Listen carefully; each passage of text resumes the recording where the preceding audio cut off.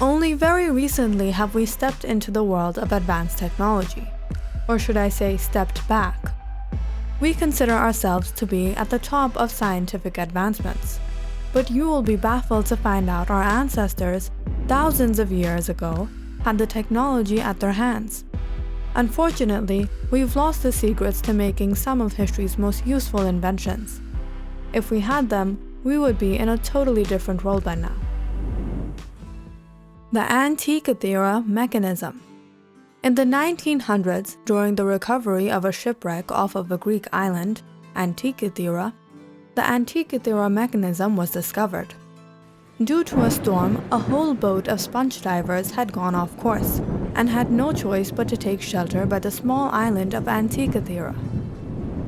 What they discovered the next day blew the minds of scientists back then and still today. When the crew went diving the following day, they came upon a shipwreck that seemed to be 2,000 years old. At the time, none of them were impressed. Among the ship's cargo, they pulled up 3 green lumpy flat pieces of corroded bronze, which later came to be known as the Antikythera Mechanism. When they looked upon this junk that they had just hauled out of the water, they saw some remnants of gear wheels and supposed it was some kind of complex machine. And after the first X-ray studies conducted on the object, their assumption came to be true. But even then, they didn't come to realize what they were holding. For decades, scientists have utilized the latest technology in attempts to decipher its functionality. However, due to its complexity, its true purpose and function remain elusive. But in the last few years, a number of scientists appear to have solved the mystery as to precisely how this incredible piece of technology once worked. This mechanism, the ancient computer that was built by the Greeks around 150 BC, it was designed to predict the date of lunar and solar eclipses, track the moon's subtle motions through the sky, and calculate the date of significant events. The Antikythera Mechanism is one of the most amazing mechanical devices discovered from the ancient world. No other machine of known existence shows a similarity in advanced engineering for at least another 1,000 years. There are many conspiracy theories that claim that the Antikythera Mechanism is a hoax, simply because some believe that ancient people couldn't possibly build a device so complex. The Antikythera Mechanism research stated that an examination at the National Archaeological Museum in Athens had found that the device is not a hoax. So what is this machine all about? The mechanism has a linked system of more than 30 wheels that are turned by a handle. Pointers were attached to the gears, which showed the positions of the sun, moon, and other planets that moved through the zodiac. There was even a small sphere that indicated the phases of the moon. The mechanism was also able to predict solar and lunar eclipses. Not only that, there was an extra feature to this machine, a dial that would show the 4-year cycle of the early Greek competitions that inspired today's Olympic Games. The inventor of this computer was probably another online gaming fan. Out of all the things you could add to this device, like modern-day Minecrafters, he didn't forget to put a reminder button for the next game. Even though scientists have come far in figuring out the Antikythera Mechanism, there is still one small part that remains a mystery. Scientists are currently working on solving the last piece of the Antikythera puzzle. Chemical weapons. Chemical weapons are not a thing of the future, and we may have made our own discoveries and come a long way, but the ancient Greeks were far ahead of us a long time ago. The Byzantines used this weapon in 678 CE for the first time. They hurled mysterious substances at the enemy in naval battles. It was called Greek fire. The invention of Greek fire is credited to a Christian Greek, Lycurgus. How they made it has now been lost. There was a time when this highly flammable liquid was so precious to the Byzantines that they guarded it above the safety of any royal princess. The recipe for Greek fire was guarded as a state secret, which emperors passed down to their successors. Have you heard the joke about the spy? No? Well, do you want to know? Sorry, I can't tell you. It's top secret.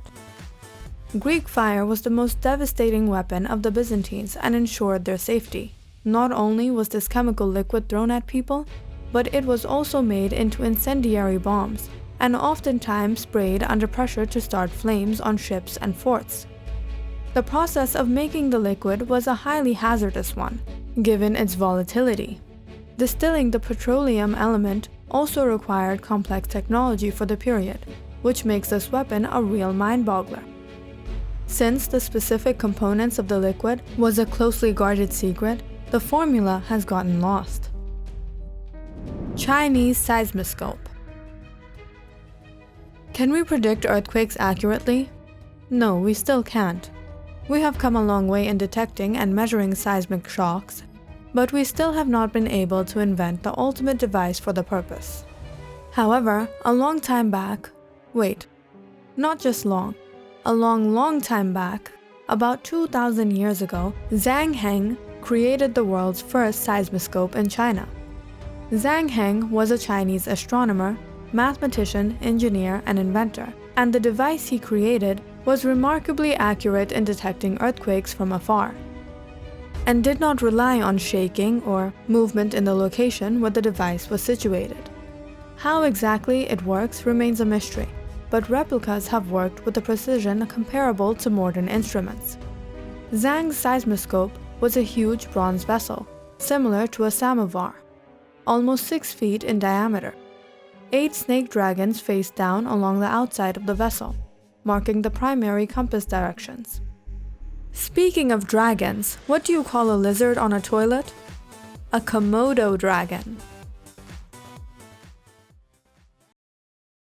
In each dragon's mouth was a small bronze ball. Below the dragons sat 8 bronze toads, with their mouths gaping wide open to receive the balls. The sound of the ball striking one of the 8 toads would alert observers to the earthquake and would give a rough indication of the earthquake direction of origin. Although this device may seem like a really cool toy you'd want to play with, it was able to work with much accuracy to detect earthquakes.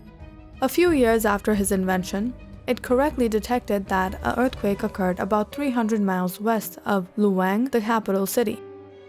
No one had felt the earthquake in Luang, and thought of the device as a failure until a messenger arrived later requesting for aid. About 15 years back, scientists in China managed to remake Zhang's seismoscope and used it to simulate earthquakes based on waves from 4 real earthquakes that took place in China and Vietnam. To everyone's amazement, the device was able to detect all of them, and data gathered from the test matched with modern-day seismometers. 1600-year-old goblet. Don't mistake this goblet as just a fancy Roman cup for drinking grape juice, or making a lazy packet of Roman noodles. The Lycurgus Cup shows that our ancestors were far ahead of their time. When this 1600-year-old Roman chalice, or the Lycurgus Cup, was examined, it revealed that the ancient Romans were familiar with nanotechnology. The Lycurgus Cup dates back to the 4th century, and is the most extraordinary example of the use of metallic nanoparticles. According to the British Museum, this is the only complete example of dichroic glass. The opaque green cup turns to a glowing translucent red when light is shone through it. The glass contains tiny amounts of colloidal gold and silver, which gives it these unusual optical properties. It baffles scientists ever since the glass chalice was acquired by the British Museum in the 1950s. The changes of the colors have been a scientific mystery for a very long time until 30 years later, in 1990, the mystery was solved. Researchers in England inspected broken fragments under a microscope and discovered that the Roman artisans were experts of nanotechnology. They had filled the glass with particles of silver and gold, ground down until they were as small as 50 nanometers in diameter, less than 1,000th the size of a grain of salt. Researchers have tried to build the unique technology used in the artifact and apply it in the medical field, but they couldn't use the actual glass, so they used a replica of the artifact to pursue their ideas. The replica they made was a smaller color-changing cup with billions of microscopic wells imprinted on a plastic plate with the same nanoparticles.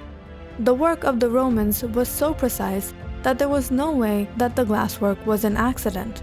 In fact, the exact mixture of the metals suggests that the Romans had perfected the use of nanoparticles. It is believed that the use of metallic nanoparticles started with the beginning of glassmaking in Egypt and Mesopotamia that dates back to the 13th century. The Lycurgus Cup is an amazing artifact, a proof of very advanced skills of its manufacturers. Ancient Baghdad Battery. In 1800, Volta invented the first true battery, which came to be known as the voltaic pile. Or was it really the first battery invented? Apparently, electricity in one form or another was present on Earth through the centuries, and its existence is mentioned in many ancient records. During the 1936 excavations of the old village Kujut Rabu near Baghdad, archaeologists stumbled upon some clay jars. And what was in the clay jars, you ask? Cookies. Lots of chocolate chip cookies. Turns out the people of Kujut Rabu learned how to preserve delicious cookies that last over 2,000 years. Okay, now seriously, what were the clay pots all about? In the clay jar was a copper cylinder. Suspended in the center of the cylinder, but not touching it, was an iron rod. Both the copper cylinder and the iron rod were held in place with the asphalt plug. This device has been proven to generate more than a volt of electricity. These ancient batteries, also known as the Parthian batteries, were found by German archaeologist Wilhelm Koning in 1938 just outside of Baghdad, Iraq. The village where it was found was considered to be about 2,000 years old and was built during the Parthian period, from 250 BC to 224 AD. The Parthians were known as skilled warriors, but not regarded for their scientific achievements. Where did they get the knowledge to invent the object? And how did it work? Many replicas of the Baghdad battery have been constructed and tested. They were filled with grape juice, vinegar, or copper sulfate. The batteries generated 0.87 volts, or even 1.5 or 2 volts of electricity. An engineer, Willard Gray, built replicas at the General Electric High Voltage Laboratory in Pittsfield.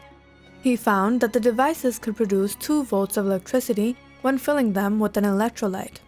The artifact has been compared to be very much like a present-day dry cell, and gives us a clear indication that early cultures most definitely knew about electricity.